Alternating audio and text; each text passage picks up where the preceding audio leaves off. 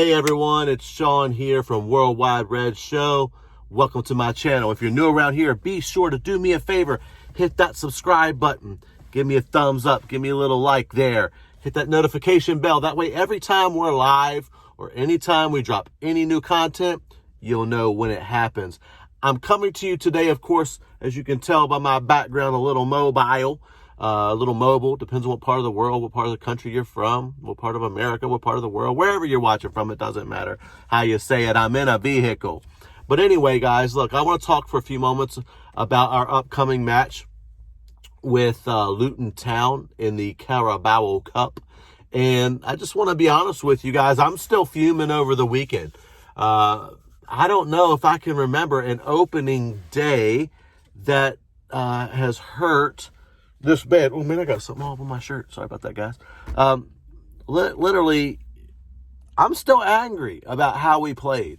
And because of how we played, that's going to affect what I think we should do in the game tomorrow. Got to be honest with you guys. I don't know a lot about Luton Town. This just was a crazy weekend, guys. We had a terrible showing on Saturday. It was embarrassing. For you that follow me on football Twitter, I had an embarrassing show as dad yesterday because I've always been a coach and I've always coached my children. So it's hard for me. I've always coached football teams in different sports and basketball.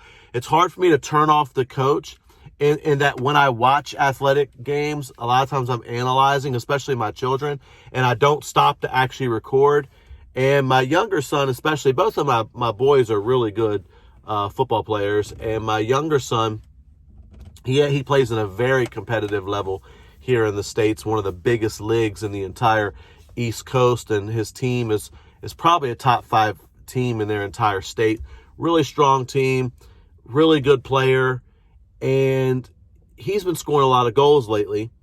And yesterday, this guy scored a worldie that every daggone dad on the planet would want to have a video, and like a moron, I'm not recording the set piece. It was actually a corner came in, and I've always taught them. I always work with my sons at attacking corners from the top of the box and in. So he started from the top of the box and came in. It was a really good, actually in-swinging corner. It was a right footer coming from the right to the left, and he scissor kicked it. Like in the air, straight volley scissor kick. And I was kind of in shock. All the other parents were screaming and carrying on. And I was like, let's go. And he went running down looking at me and was like, because that's what we do. And I was like, are you serious right now, my man? And then like later it hit me. Bro, you weren't recording? Dad of the flipping year. Anyway, so it's been a rough weekend. I'm taking L's all over the place. So to Luton Town, I'll tell you what I know about Luton Town. Not a lot, except that I've been there. Matter of fact, a lot of times I stop through Luton. I got friends there. So when I go to United games, I've flown into London, usually catch a cab into an area called Milton Keynes, make some stops through Luton with one of my friends. A lot of times we'll head to Milton Keynes, though, and get the train up to Manchester. It's kind of the route I typically take. But what do I know of Luton? I do know there's a place with really great Chinese there. Pretty good Chinese. I had a good Chinese there, some Chinese food, and that's when my life changed forever, because it's the first time in my life I met someone who was entirely, obviously, of Chinese origin. It's a little different in America, I guess, than England or in the UK. And this young guy comes up to me, and he's like, what's good, bruv? How can I help you? And it was like perfect Queen's English, and I turned around, and it's like it was a Chinese, I guess, a young Chinese man who's grown up in Britain. It just messed with my American sensibilities, because in America, I guess because the country's so big, a lot of times when people come over, even if you're second and third generation, you still carry so much of your traits in regards to your speech. And so when I heard someone speaking the Queen's English, I turned around. I was like, whoa, what's up, bro? And we just had they made some really good food there. So that's what I know of Luton. But I also know from what I've just real quickly read, they're actually on form. And what I didn't realize was that Luton is actually, I don't know why I thought it was more of a pub team. I thought it was one of those, I don't know why I just didn't realize how decent of a team they are in regard to they're in the championship, and I didn't expect that. And they have started strong. So from what I gather, they've won their last 4 matches. And because of how bad we were on the weekend, I feel like as a team we have to go strong in this game. Because I really feel like guys like Paul Pogba, he was not fit at all. So Marcus Rashford's been struggling. So I feel like maybe we got to start to try to play ourselves into some fitness or something. I don't know. I obviously would change the goalkeeper because if Dean Henderson's staying, I'm sure he has an agreement that right now this year he's going to play every cup game. He should, in my opinion, put Dean in. As far as full rotating and rotating the whole squad, I don't think we can. I mean, maybe we will to try to get ready have everyone more fresh for Brighton. But can we be more fresh by not playing, or do we need to play ourselves into match fitness? That's the question. That's why Ole gets paid the big bucks.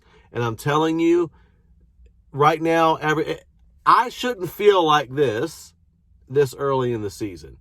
So all I'm saying is that this game tomorrow is eerily reminding me of the pasting we took from MK Dons. You remember that?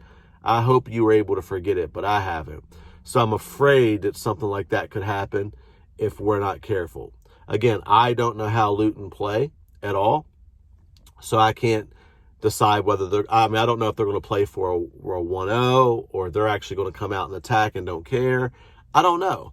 All I know is that we can't take this game lightly, and we're probably going to go strong. As a matter of fact, Ole has a history of going strong in cup competitions anyway, except when it matters in the FA Cup frickin' semifinal. But anyway, let's not rehash last year. But anyway, let's see how it goes, guys. I'm hoping that we just get an easy W tomorrow, and that, like I said, I feel like we'll play. I wouldn't be surprised if the side really isn't changed much. I believe that we should swap out one of our center backs, either one. I like Vic, but Vic has been absolute trash for a while, and it's bad when his international manager is even calling him out and saying he's trash. But the international manager, from what I gather, was more saying that Vic has just been run into the ground. He looks beat. He looks completely knackered. He needs time. He's wore out. So I don't know what all's going on with Vic. But I do know that he was arguably responsible for a lot of goals over the weekend, and he has been struggling.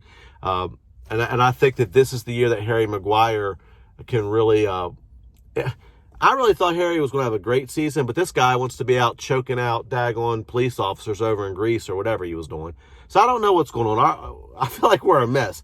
AWB needs to come back for this game to play himself into fitness. I don't want to see Timbo playing. I want to see Eric Bailly or Axel, if Axel's healthy. One of those two partnering the center backs. Left back, keep Luke Shaw there. I don't want to see Brandon Williams over there playing left back. Midfield, I would like to see maybe Paul rested. I don't want to see Paul Pogba until he's really fit to play.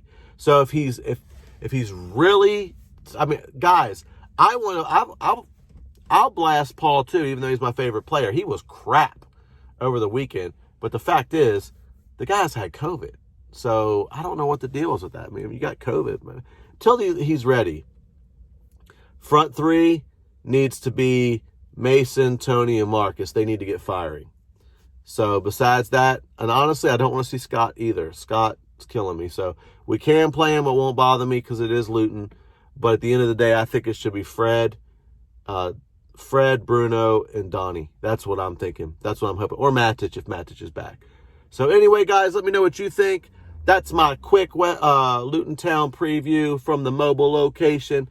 As far as what I'm expecting, I'm just expecting a 2-0. Just depends on if we score early or not. I just want us to score. I mean, we've been poor. So anyway, you know what to do. Like, share, subscribe, get involved. Follow me on football Twitter at WWReds_show. And let's just stay connected, guys. Let's be united at the beginning of the season. I'm all for us being angry and whatever, but let's keep that venom focused toward the board. Whether or not Ollie's the right guy or not is still yet to be seen. I've always personally believed he's the guy leading to the guy. So at least this season we need to back him. If the board isn't backing him, he's going to be out anyway. Rinse and repeat cycle. But Luton Town this week, let me know in the comments what you think. Let me know what you think, what your predictions are, your score predictions. What do you think about the side? Do you know something about Luton I don't know? Let me know. Let's stay connected. Anyway, until next time you see me, this is Sean from Worldwide Red Show, and I'm out.